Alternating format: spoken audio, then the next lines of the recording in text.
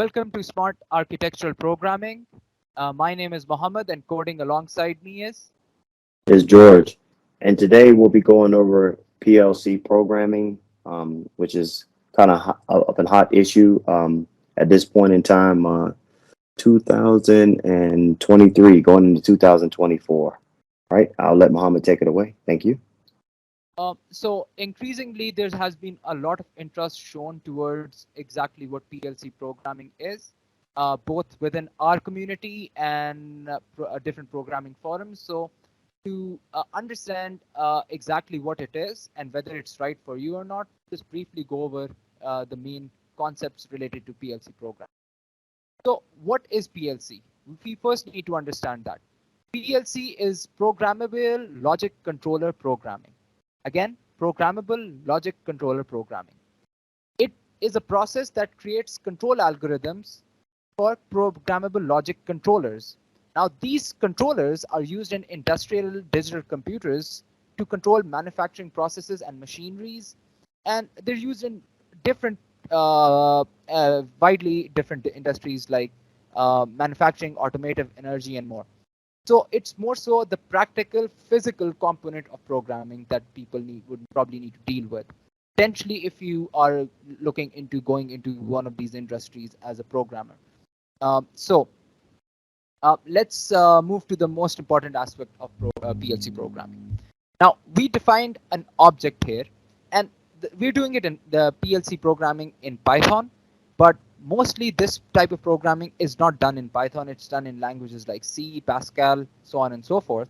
But to understand this more clearly, Python is the best tool to use because in other languages you might get stuck in the different syntax issues, so and other logic issues that related to those specific programming languages. But with Python, we can easily just abstract away the complicated aspects and just focus exactly on what PLC programming is and just get a basic understanding around that. So to do that, if you look from line 1 to 17, we have defined a object called PLC here. Now, this object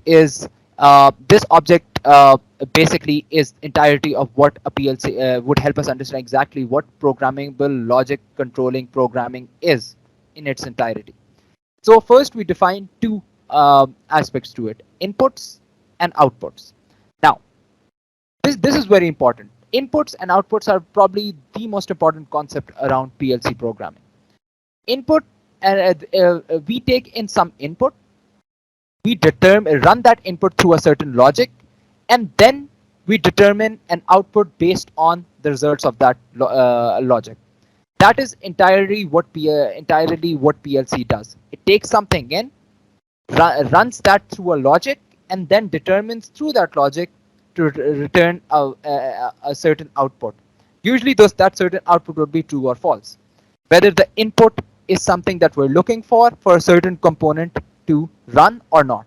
That is in simple terms, that's all what we need to understand in regards to PLC programming. Now, here we have defined two variables: digital input and digital output. Both are declared as false at the start in our object. Now now that we have defined two of our variables for our object, next we need to define methods for that object. So the first method is digital input, in which any object that we create, we can set its digital input manually using this method. So we can whatever the input would be coming out from external sources, we can set it directly within the PLC object. Then we to get digital outputs, that's the second method we define. So anybody can get the results of the digital output that we determine after we run it through our logic. And the third uh, method that we set up here is the run program method. And this method ultimately is the logic through which the input will be moved through to determine what the output digital output variable would be set up as. Now here we have set up a very basic programming logic. It's it just sees if input is true it's or false. If input is true, it sets the input output as true. If it's false, it sets the output as false. It's a very basic logic, but it helps us understand simply exactly uh, why these logics are run and what they are basically. So in this case, it could be much complicated here. Let's say if it's true, and like let's say if you have studied computer logic gates, you'll understand like there's an OR gate in within computing logic gates. If one line is returning true and the other is returning false, it would return true. uh, I think AND gate is a more appropriate example here. So in an AND gate, if one line is one input is true and the other is false, the output would always be false. Until both inputs are true, the output would not be true. So we could set up a logic here that tests for both inputs whether they're true, and then return the set digital output as true. Otherwise, set digital output as false. And this is one of the many different logic examples that you could set. But we'll probably not go too deep into that because right in this video, we just need to understand what exactly PLC programming is. Now that we have set up our entire object for PLC programming, and pretty much this is entirety what you need to cover to understand what PLC programming is, we'll just go to our main program. We instantiate a PLC object called my underscore PLC on line 23. Then we create a simple for loop on line 26 to simulate the PLC program execution. Within that for loop, we set up an input value variable, which evaluates the changing number within the for loop, which we have defined as step, and sees whether it is divisible by 2 or not. We've used a modulus operator here that checks whether there's a you know remainder after the division. If there's a remainder, the bool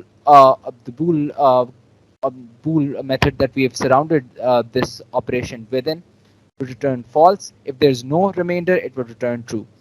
So as this is a for loop, step would constantly be changing 1, 2, 3, 4, 5 until we reach 5, and after that the for loop would terminate. So this input value would be constantly be changing. The boolean value within input value would constantly change with every loop. Then within the myPLC object that we instantiated above on line 23, we use the method set digital input to set the input value that we calculated above within the PLC object that we created. Then we use another method, run program method, on the object that runs that logic where it checks for if the input is true, it returns true. If the input is false, it returns false. And it runs that logic, basically determining the digital output for the PLC. And then it displays the result by printing what step of the calculation we are, or what number of the loop we are in, what the input value was for that loop, and what was the output value for that loop. Now that we have pretty much gone over the entire code base here, then we can just run this code simply, and we can see our results. So step 1, input is false, output is false. Step 2, input is true, output is true, so on and so forth until step 5. Now the important thing to understand here is that this in simple terms, PLC programming is just a simple process through which we determine whether something input is as we should expect, or it is not as we should expect, and then base our decisions based on that input. And basically that's pretty much to PLC programming. Before we close this video though, there are two important control logic design paradigms within PLC programming that if you want to look deeper into PLC programming, you should look into. The first is laddered logic, which is pretty much based on traditional PLC programming languages, a graphical representation of relay logic circuits. Laddered logic consists of rungs, and each rung represents a specific control function or operation. What this means is there are different levels. There are different levels of PLC controllers, or the ones that we just went through right now.